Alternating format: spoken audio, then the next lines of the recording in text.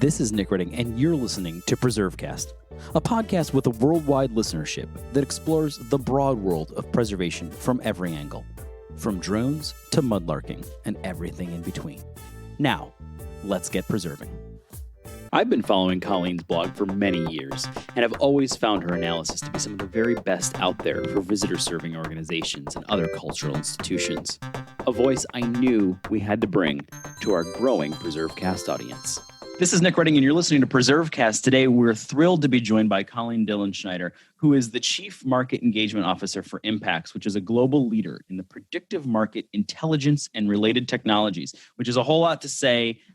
She is a data-driven mind and works in the world of cultural visitor-serving organizations. We're going to talk about what all that means and why it's so important, particularly at a moment in time right now as we come out of this pandemic, and how museums and aquariums and zoos and historic sites pivot and figure out how they bring visitors back. But before we get there, we love to get to know our guests. So, Colleen, where did you grow up? And when did you get interested in this line of work? And I guess maybe you have to explain what is this line of work, but what was your spark? Yes, thank you for asking. Before I dive in, I just want to say a big thank you for having me. I have learned so many interesting things through PreserveCast, like what is gastroegyptology, and you started a deep dive into the Green Book for me. So I'm thrilled to be here and to be talking data and my experiences, and I'm glad that it may be of interest. And to answer your question, I love this question because in the work that I do, it is about how to engage individuals to make the decision to attend history organizations and historic sites. So it's always interesting to me to talk about my spark moment, of course, but also to hear other people's spark moments, because sometimes they tend to be a little bit similar. But mine is that I was born and raised in a suburb of Chicago. And when I was 10 years old, I'm the oldest of 4 children. Chicago's the accent. It's gotten a little bit worse since the pandemic, and I've been in one place. But I am the oldest of 4 children, and my mother established this thing that she called, and I'm air quoting, special days. And it only lasted 3 summers. It started when I was 10 years old, when she would take each of my siblings and I individually to downtown Chicago, and we could do whatever we wanted. And it wasn't a trick. It sounds like a trick. Really, can we do whatever we want? But she really did. She took us to candy stores and toy stores. And as the oldest of 4, I had to go last, and I could do anything I wanted. And I chose to go, in my nerdy way, to the Art Institute of Chicago. They were having a Monet exhibit, and my mom is an artist. And I had always been interested in art. So I wanted to have this special moment, this one-on-one time with my mom at the Art Institute of Chicago. And to this day, I still remember so much about that experience. I remember the wayfinding signs. I remember the smell of the special exhibit.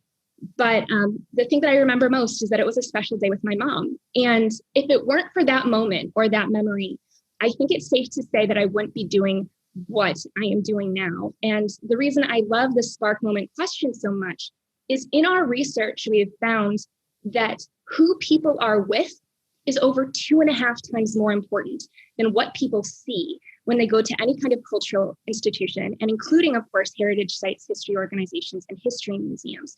So I love the question because, right, we talk so much about telling stories, and certainly we tell stories, but the spark moment question emphasizes that we make stories too. And that's really like the story I just told you about my spark moment. And that's kind of where the rubber hits the road. But I wonder, is your spark moment, is yours a wick over what spark moments? Well, it's interesting that I love that you're asking me a question. That's fantastic. Normally I don't get asked questions here. So I feel like mine actually was hearing about my Civil War ancestor from my great grandmother who met him. So she was in her 90s when she passed away. And so she was born in 1910. And she met our Civil War ancestor. And a man by the name of George Trowbridge. And so that was always this, like, it was like, wow, she had met this guy in the Civil War. And I was always fascinated by it and sort of like pored over books and looked at pictures and thought it was so interesting. And having that like physical connection, like holding her old little wrinkled hand and then realizing that like, wow, she touched a Civil War soldier. So like for me, that was sort of the spark of like, wow, this is like all connected. Like it's not that far away kind of thing, right? Interesting little story is then I went to the National Archives, which I'm sure you've worked with, and because you've worked with everybody, and come to find out that he was like a total, using Civil War slang, like a total scallywag. He was a bounty jumper and then was arrested and convicted on grand larceny and all of these terrible things. But she did get to meet him. So, and it actually, for me, it makes the story even better, right? Like who wants to have a Civil War hero? Like you'd rather have a Civil War horse thief, and that's who is mine. So he actually got investigated he basically applied for 2 pensions under different names and tried to commit fraud. And they sent an investigator out. And it's actually, when you get that story, it's even better, right? Because there's all these notes about him going to Conneaut, Ohio, and trying to find this guy. And the investigator, and I will stop with my story, but the investigator says that after meeting this man, you feel as if you want to take a long, hot bath. And I'm like, great grandpa. So the spark that became sort of this weird, twisted story, but definitely still a spark. And I was also going to say too, it's interesting that you talk about, it's about who you're with, which I think is fascinating. And obviously the work that we do here on PreserveCast and interviewing people it's subjective data, right? It's not the kind of data that you always like to drill into, but I will say, if you were to look at I think I was saying you're like our 188th episode or something. So 188th guest, give or take, because we've had a few repeats. But the vast majority, 98% of them or something like that, their spark or their foray into this line of work or whatever their line of work was, is a parent taking them somewhere. Right. So, yeah. And it's about who they were with in that moment and what they felt at that moment. So, yeah, your data bears out what we have heard, at least anecdotally as well. Absolutely. And yours has that with component memory too of your grandmother. You mentioned even just that memory of holding her hand, holding the hand of a person who, it's that personal connection that can really spark that excitement for the past and for history and for cultural experiences on the whole. So thank you for sharing your spark moment as well. Yeah, I'm glad I got to do that. So, okay. So you have this spark. You have these cool days, which I love this idea. I have a daughter, and I kind of want to steal that idea. But what's your first job in the field? Like, well, I guess also, how do you study to become what you are? Because you're unique. I mean, we're all unique, but you're particularly unique. There's not a lot of people that do what you do and the niche that you're in. But you go and study what, and then you go and work where? Oh, great question. My career path has been unique. In that it's one of those career paths that you couldn't have seen coming. It's very much time of the internet centric. I studied, my undergrad, I went to the University of Chicago, and from an academic standpoint, I studied English and visual arts. I was always back to the Art Institute, I was always interested in art and art theory and art history. And while I was at the University of Chicago, I had a job at the Smart Museum of Art, which is our art museum on campus. And I had always known I was interested in art and museums, again, the spark moment. So when I graduated, I moved out to Seattle, and my very first full-time job, actually my only full-time job before I was picked up by Impacts with a cultural visitor serving organization, was with the Pacific Science Center in Seattle. And I worked there for 2 years as the special events coordinator, bringing in alpaca farmers and for science days and planning large scale science events. And that's where I kind of realized that what I was interested in was, I'm a nerd. I'm a hardcore Ravenclaw. You can't get more Ravenclaw than I'm a book lover, total bookworm. I'm absolutely taking all of the information I can get. It comes across in the blog. Yeah. I think if you're trying to hide it, you're not doing a good job of it. So it's very clear. Yeah. Thank you. Yeah. Well, good. Yep. It is correct. So I went out there, and I worked at the Pacific Science Center. And then from there, I realized that what I was really interested in was getting people excited about learning. And that's when I realized that I had that kind of moment where it was, what do I want to do? So I went out to grad school. I went to the University of Southern California to pursue and received my master's of public administration and nonprofit management. But when I was there, I started a blog. That's when I started Know Your Own Phone. So I have a website and it's called Know Your Own Phone. And the title of it actually comes from a quote from Henry David Thoreau. And it goes like this: do what you love, know your own bone, gnaw at it, bury it, unearth it, and gnaw at it still. And at the time that I created Know Your Own Phone over 10 years ago, I was, a grad school in pajamas writing about what was happening on the internet and aggregating what museums were doing on the internet. Because at that time, 10 years ago, museums were just starting to get on Twitter. People were still saying, I still remember, at one of the first conferences I got to attend as a speaker, people were saying, what do we need to do about Bookface? Should we be on the Bookface? And so I just still remember it. Things were really changing then. So thanks to the website, my first ever speaking engagement was with IMLS, the Institute of Museum and Library Services. And from there, things spiraled. I was picked up. I was doing, so I was leaving school to do some speaking engagements, and that on the road at the Association of Zoos and Aquariums conference was where I got picked up by Impacts, the company that I work with now. And they said, hey, there's a rogue millennial on the loose. She's talking about how museums should use social media. The data is showing that digital engagement is increasingly important for the solvency of museums and organizations. You should really look into this person. And at the time, the company had said, all right, we'll let you keep. Well, I said, can I keep Know Your Own Phone? And they said, well, for today you can. For today you can, and we'll check back, tomorrow, essentially. And of course, like once a month, it would be, okay, can we still do Know Your Own Phone? And then we are a research company. So I started asking if we could share our non-proprietary data for the industry on Know Your Own Phone. And I started doing that. And then it spiraled and it got, 1,000 readers, then 2,000 readers, then 10,000 readers. And it's spiraled from there. And now it has, tens of thousands of readers. And it just spiraled from there. And the company said, well, okay, thank you. I think that we'll let Know Your Own Phone stick around. So every other Wednesday at this point, I share high confidence market research to help inform strategic decisions for cultural institutions. And that includes exhibit-based institutions, like, of course, history museums, historic sites, historic houses, but also zoos, aquariums, and other types of museums, as well as symphonies, orchestras, and other performing arts organizations. Yeah, and I feel like even if, let's say, and we're going to talk about this, even if you have an organization that doesn't serve visitors, there's always something to glean from it, right? It's just like, what are people thinking? How are they impacting place? You do a lot, there's stuff about fundraising and what appeals to people and how you get people to give and engage. And I think if you're not checking it out regularly, you're missing something if you work in this field. So you should be living there, and there's so much content you could spend years going back through all of the old posts. So let's talk a little bit about Impacts. How long has this company existed?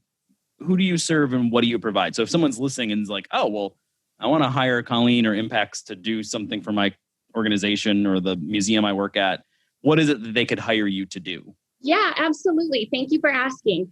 We are Impact started, I want to say 15 years ago, or 15 to 18 years ago. And we were predominantly, until I joined on, we did not do very much work with visitor serving organizations. Our primary clients as a predictive technology and market research company were the government. We did a lot of work and do a lot of work with the Department of State, as well as for-profit and specifically entertainment clients. We have a whole section of our company that works with the entertainment industry. And really, when we first started getting into museums, it was at the request of a foundation. And then we found out, and this won't surprise you at all, we found out that the amount that one needs to understand in order to succeed in motivating people to make the decision to go to a museum is a lot of behavioral psychology and understanding behavioral economics. And we found that having the research and investing in the research and figuring out, how someone is going to decide what museum they're going to go to, that they're going to go to a museum at all, to get in the car and drive X number of miles, to park, to pay an added fee to park, to play real life Frogger across the street, to avoid or embrace the gift shop. There are so many decisions that it benefits our company as a research company that aims to motivate different behaviors to understand. So at that point, collecting information about museums became a little bit of our R&D. So that's kind of how we started. But right now, Impact's experience, we have we have expanded and realized that we might provide some additional value to cultural organizations.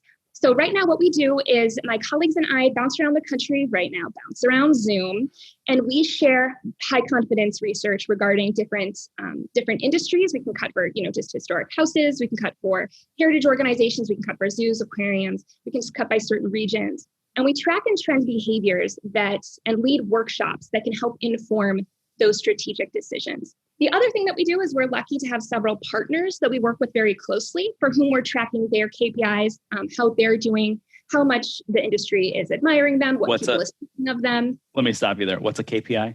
Great question. A KPI is a key performance indicator. So it is a measurement that or an organization will track over time to assess its sustainability and its health. And it could be there are KPIs for how well an organization is achieving its mission.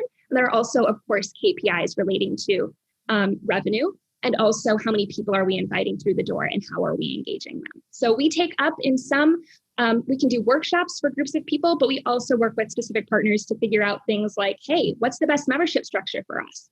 What's our data-informed optimal price point? Do we need should we build this new addition to our space right now? Or is that not going to increase our attendance? And if it is, how much is it going to increase our attendance? So we can really get to the bottom of those questions.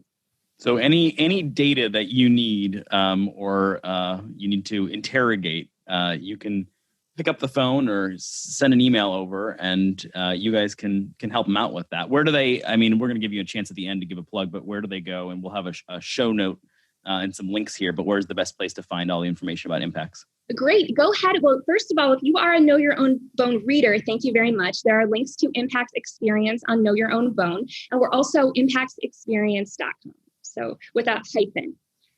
So why don't we take a quick break here and come back and then talk about like the best way to begin to get more data focused as a nonprofit executive. And we'll do that right here on PreserveCast.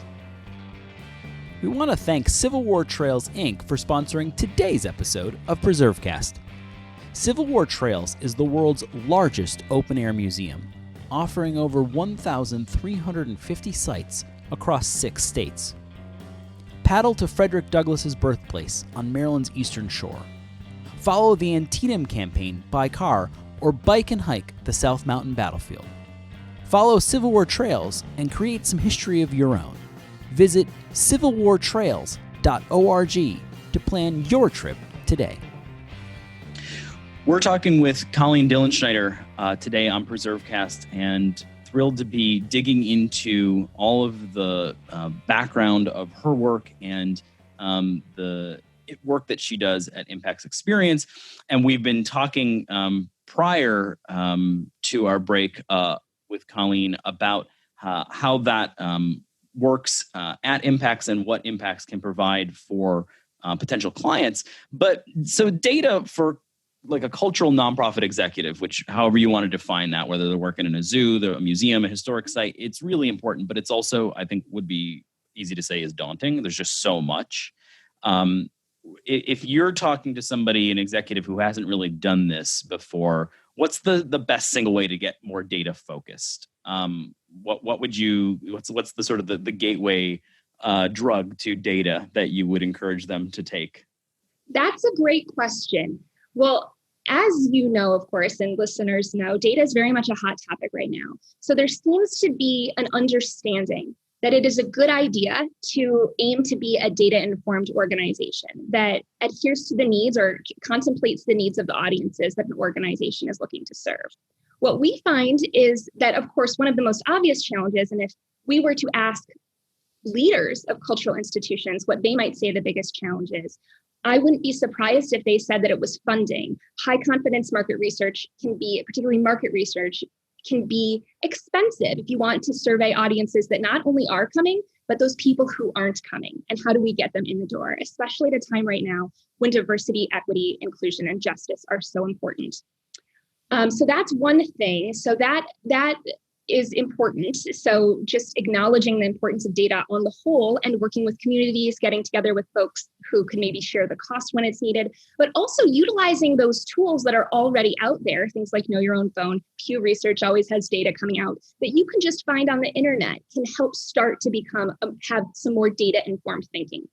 But I will say that there are two things that have actually been the issue of making an institution data-informed specifically. And they both are in the brain. The first one is we see one challenge to being a true data-informed organization, which is more than just seeing the data and putting it on a shelf, right? Actually acting on it, is a misunderstanding that we are believing that, or misunderstanding the fact that we are not our audiences. You and I, Nicholas, and the people who are listening to this, we are super users. We are insiders. That's what makes us good at our jobs, right? We are already amped about these stories. We already have an idea of what's cool and maybe what might not be cool. We are the bridges between our mission and the people, the communities that we serve.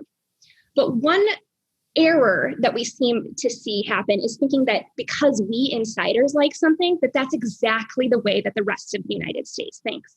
So people can't see me right now. They can't see me nodding my head in agreement. But yeah, I see this over and over again. And I even see it in our own work, and we're always trying to correct it. Where we're in the weeds in our work and thinking that people are following us that closely, and that, sometimes you have to step back and just remind people of the basics, it almost seems like. But you were about to give an example. I'm curious where you're headed with this. Yeah, you're exactly right. We one of the kind of pithy things that we often say is that we in the institution or in the industry, we can determine importance. We are the educated insiders who can say out loud with our microphones, this is important. But it is the market and our communities that determine relevance and how much they're going to listen to that message. And if we're just standing in a corner saying something's important, but we haven't created that bridge, then are we really serving our mission? And are we really educating and inspiring our audiences? So that's kind of a key question that we often that we kind of often confront. And it's funny because it's like so core, right? Like, I mean, you're like you're talking about know your own bone. I mean, you're drilling into the marrow here, right? Like and it's funny because it's so easy to overlook that when it's in reality, it's the bread and butter of the whole thing.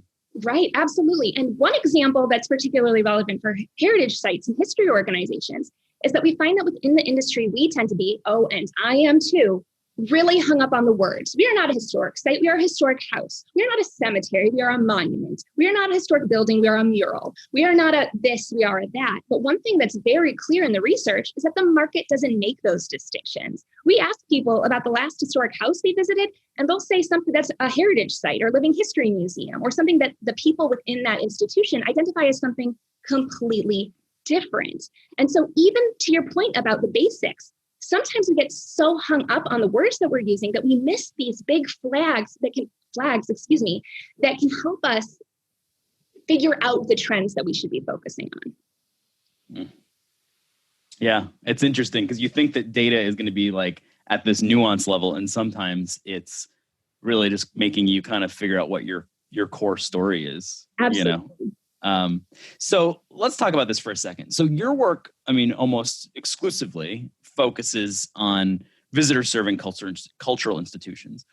But, a lot of the people that we engage with are non-visitor serving, maybe like a more advocacy focused cultural group. Is there data that you'd encourage them to focus on to support their work? Is it the same type of data? I mean, what we just talked about obviously matters, right? Like, what is your core story? What are you trying to tell? And how is it relevant? And relevancy, of course, is important to everyone right now, and as it should be always. But what about organizations like that don't have members and visitors?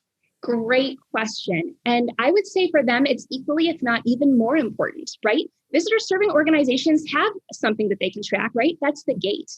That's revenue. That's attendance numbers. But advocacy organizations are similarly aiming to motivate behavior. But how they're doing it and the pathway to doing it can be a little bit less cut and dry than this much money, this many feet in the door. And that's by necessity, you're aiming to change policy, or you are aiming to, influence people's hearts, minds, and the ballot box. And you need those hearts and minds first. And market research or understanding what people think can help those organizations figure out where are we starting from, how much excitement or full understanding is there truly in our community regarding the topic that we're trying to influence. Where are we starting from? Where are the gaps that we should focus our energy and our funds and our words to help inspire the motivation, to motivate people and inspire people to take the action that we're trying to get them to take, be that a donation or voting for somebody or aiming to help us lobby for a cause that moves these organizations forward, or anything of the sort. It's interesting because I feel like sometimes people think, well, the data-driven stuff that we hear about from Know Your Own Bone and that kind of thing, that's for people, like you said, there's a gate, you can measure that. But really the way you just suggested it is that it's almost even more compelling. It's almost more important to have that data because you don't have the gate, right? So I think, hopefully advocacy organizations are, kind of listening up at that point. So before we conclude here, because I'm sure you've got some data to drill into today, the pandemic, does it change everything we thought we knew about this industry? Are the fundamentals still the same? What trends are you looking for that are going to tell you that? I know we're asking you to look into the crystal ball at this point, but are there fundamentals there? Do they still exist? Everybody's got to be just sort of wondering what's next, right? Absolutely. Perhaps the thing that influences the biggest changes that we're seeing, and it's predicted that we'll continue to see, is when people were at home during the pandemic, we got very used to using our devices and spending time online. Now, one thing that's interesting that we often tend to forget in the industry is that even before the pandemic, our audiences were already online, spending many hours a day on digital platforms, on their computers, on their phones. And now they have been, during the pandemic, even more so, just in different places, just at home, rather than out and about taking selfies or at work. And one thing that's happened is we've seen an increased level of expected competence on the internet.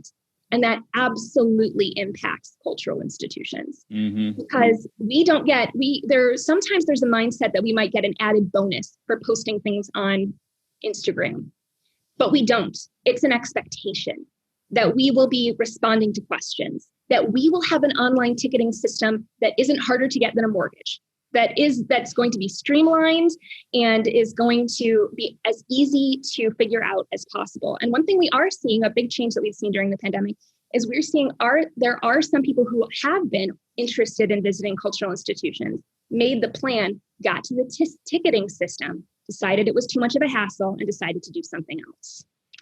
And so, some people think it's just enough to have online ticketing, but people want to do it and they want to do it quickly. So the increase in digital is going to affect a lot of things. But one thing I do want to say as a takeaway to listeners is you hit on a really good point, and that is, are things completely different? What's changed in terms of how we're perceived? And we have seen overall the perception that cultural institutions, and specifically exhibit-based cultural institutions, so history museums, zoos, aquariums, are even greater assets to their community than they were believed to be before the pandemic. Now, there's a lot of reasons for that. A lot of institutions did what we were talking about. They moved things online and showed their relevance, and they met the market where they were. They started— People miss them. Exactly. People miss them. And many of them started talking about important topics, figuring out things like diversity, equity, inclusion, and justice, topics where before they weren't talking about as much. And people are seeing institutions walk their talks in terms of what they stand for their missions a little bit more. So while things are different, and again, attendance is not expected to recover until at least 2022. So 2021 is again going to be a difficult year. We are projecting around 70% of attendance to cultural institutions on average, 70% of 2019 attendance.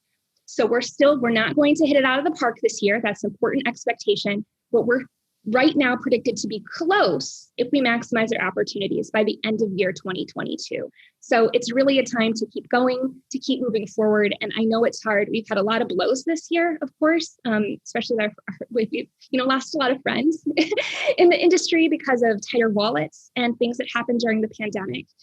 But things are looking hopeful that if we can continue to keep the gains that we have established in terms of things like trust and accountability and credibility and how big of an asset we are to our communities, that we may be able to recover, and that the pandemic might have even set us up for an even stronger future. Yeah. I think people are, this is sort of more on the subjective side, but like I said, I think people miss this stuff, right? And it's like, wow, I wish I could go back there, Absolutely. Yeah. So, what's next for you? You are prolific in your writing. So you're getting back to travel, I presume. That's the hope. Are you writing a book? Are you doing a blog? Are you going to have your own podcast? Is there, an HGTV show coming up? What's next for you? Oh my goodness, what a fun question. Well, right now we're taking stock as at the time of our recording, the United States, where we've been in a period of transition for a while, but at the time that Nicholas and I are recording, we're in particular time of transition regarding safety protocols on site and what people expect. So right now we're holding down the fort and trying to be as helpful of a resource as we can for our partners, and also for those who maybe just simply be readers of Know Your Own Bone, who are wondering, how do we keep people engaged? So right now we're getting a lot of folks reaching out to us right now, asking about things like shifting perceptions in membership structures, and how do we have more mission-based members, which I think many institutions learned during the pandemic is rather critical to solvency for many organizations, having this core group of supporters. So we're doing a lot of research for specific organizations on that. A lot of folks are reaching out to us right now to know their data-informed optimal price point. Hey, we've been closed. People are coming back. They miss us. So there's some market potential there. At the same time, we don't want to be priced so high that people choose to go to the beach instead or something else. So we're really right now at a surge of interest in organizations getting their feet back on the ground so that they can start to thrive again starting in 2021. And so that 2022 is the best year we can be, and that we can move forward with the lessons that we've learned. So you're busy on all of that, but there's not a Know Your Own Bone book in the works, or not yet. It's funny you should ask that. We were in the process of writing a book right before the pandemic struck. And now everything's changed. And thank goodness, we didn't do anything there, because right now the pandemic really spearheaded and accelerated is probably the right word. A lot of trends that we were already seeing. Sure.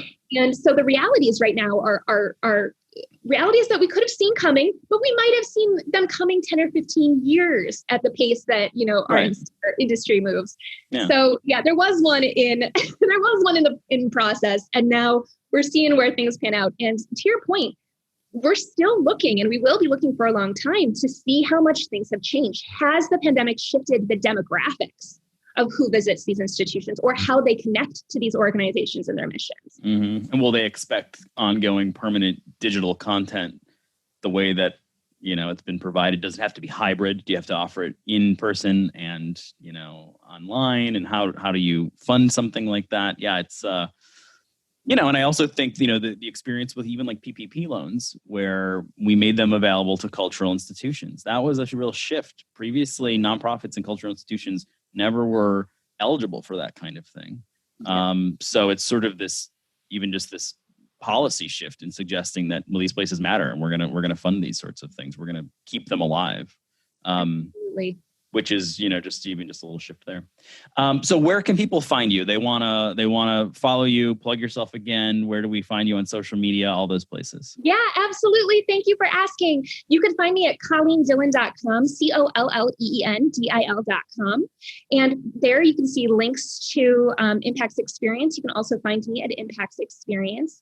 We are, again, a firm that is happy. We're constantly in market, monitoring perceptions and behaviors surrounding cultural organizations.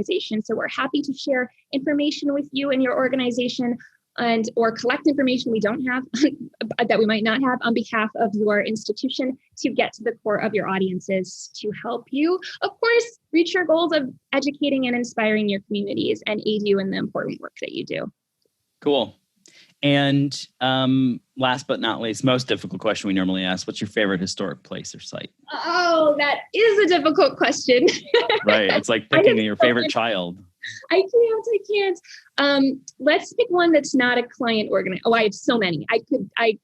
Don't pick a client. I would encourage you not to pick a client. I'm not going to pick a client. I'm going to pick an institution with which I have not worked professionally, but do have a strong personal relationship with. I'm going to pick the Paul Revere House. You've been posting about them lately. Yeah, I have been. Yes, my family is a very big, it's just, we grew up. I don't even know how, I think it started with my grandfather.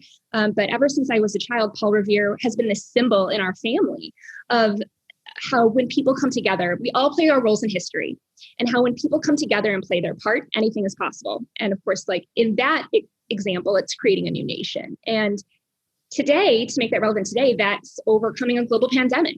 That's, uprising against racial injustice. It's how we can come together to really overcome things, and how Paul Revere, in that theory of things, or on that kind of concept, can be a symbol for the power that we all have as individuals to make a difference. And for that reason, whenever I go to Boston, I will always stop at the Paul Revere House. And we're talking about with over what, and the power of the stories that our families tell us and that our families share with us. And that's another one for me that's particularly powerful. Well, I like it, and I also like that it's never been selected before. So there's a new one. We need to get a map going of all of these favorite places, because we've done everything from like restrooms, like a amazing restroom in a train station, to the Paul Revere house. So you never know what someone's going to select. Perfect. I'm imagining a great big poster with a lot of push pins. Yeah, exactly. So this has been fantastic. We will make sure that there are links to all of this, and then maybe we'll have you back in a year or two and see what the data is pointing to in terms of cultural institutions coming out of this pandemic and where we're headed. And thanks so much for joining us. Thank you so much for having me. It was an honor to be here. Happy to help in the future in any way. And good luck, and thank you to all of you listeners who are doing an incredible job educating and inspiring your communities. It's been a difficult year. And I will say, as a person who is not in your shoes, I am so grateful for you. So thank you for all the hard work that you've been doing. Thank you. Thanks for listening to PreserveCast. To dig deeper into this episode's story, head over to PreserveCast.org for show notes and our collection of previous episodes. Don't forget to engage with this podcast by subscribing, commenting, and leaving a review. Follow along on Instagram, Twitter, and Facebook at PreserveCast for even more. PreserveCast is currently recorded in Walkersville, Maryland, and sponsored by the 1772 Foundation, and powered by Preservation Maryland. Thanks for listening, and keep on preserving.